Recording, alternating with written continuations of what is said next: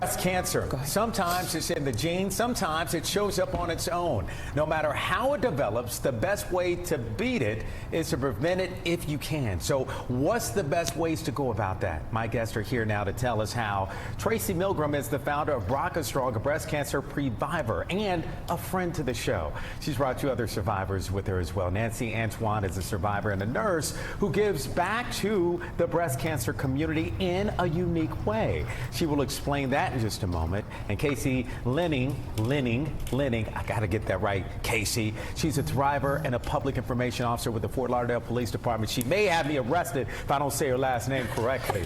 She may have me arrested. Casey Leaning. Thank you so much for joining us on Voices, guys. You're quite welcome. And Tracy's a friend of the show. We always have fun when she comes on. You guys are already laughing right now, and that's great. Let's get to some seriousness now. Ben Franklin once said, an ounce of prevention is worth a pound of cure, and that definitely applies to breast cancer. Awareness and quick response are key. So how did you all manage to survive? Well, I was diagnosed with breast cancer about 3 years ago, I would say. My type of breast cancer was triple negative breast cancer, which is one of the most aggressive form of breast cancer, but it's very prevalent among African Americans, blacks. So for me, my family support was important, although it was during COVID. But after 6 months of chemotherapy, double mastectomy, radiation, I've had it all. I have survived, and I successfully completed treatment. However, many things stood out to me during my journey with breast cancer, mainly how cancer itself is taboo in minority communities. And as a minority myself, I feel that to have the weight of this obscure disease on your shoulders and not speak about it is unthinkable. And let's go to Casey now, and then I want to come back to you. I want to talk about your job and what you're doing, because we mentioned you're a nurse, but I want to hear Casey's story. And Casey, you're here. You're here.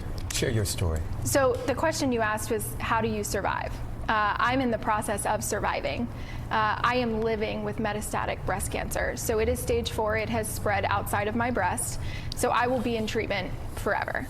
And that was as a result of a number of doctors telling me I was too young for breast cancer. I was 32 at the time of my diagnosis.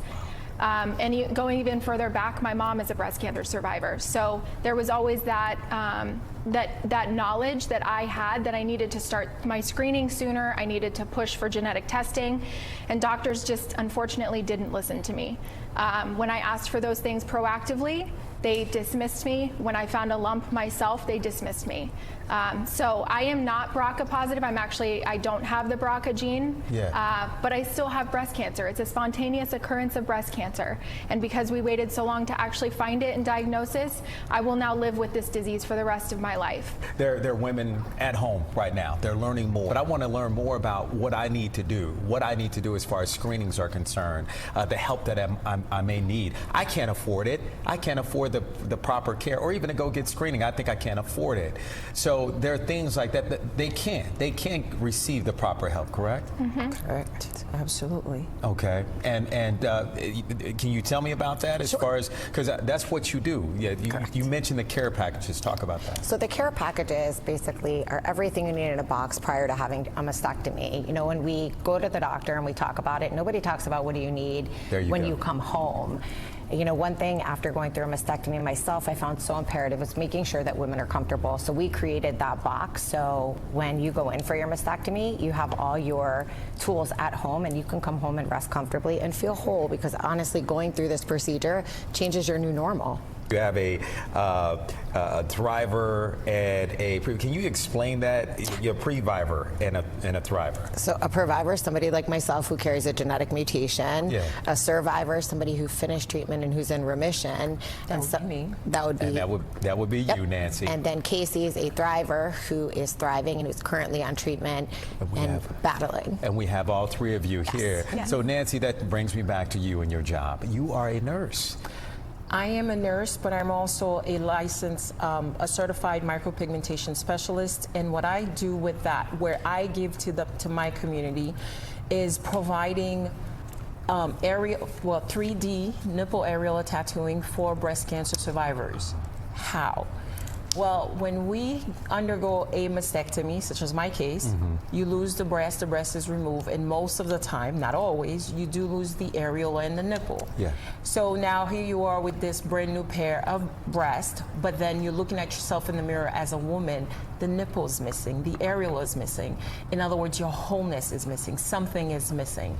And this is where I step in and I come in and I provide this medical tattooing service, which I will use the art of tattooing, and I will tattoo a 3D areola tattooing on the mound of the breast and give that wholeness back to that woman.